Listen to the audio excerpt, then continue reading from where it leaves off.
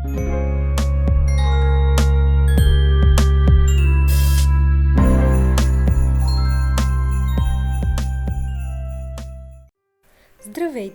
В днешното видео ще ви покажа как да си направите този маникюр с захарни коледни бастунчета.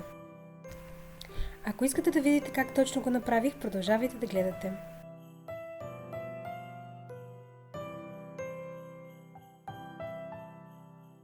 Вече съм лакирала ногтите с тъмнозелен лак, вие може да изберете и друг цвят. Аз избрах зеленият, защото до сега не съм правила маникюр с такъв цвят.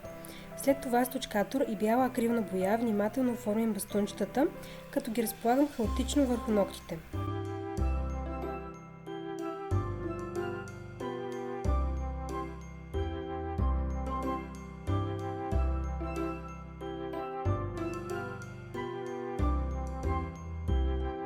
След като сте готови с бастунчетата и докато чакате да изсъхнат, направете по няколко бели и червени точки, така маникюрът ще изглежда по-весел и по-завършен.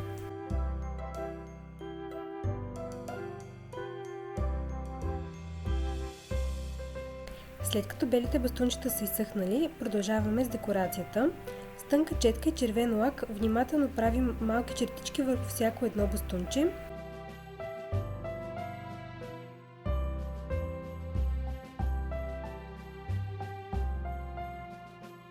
Накрая добавяме топ лак и това е завършеният маникюр.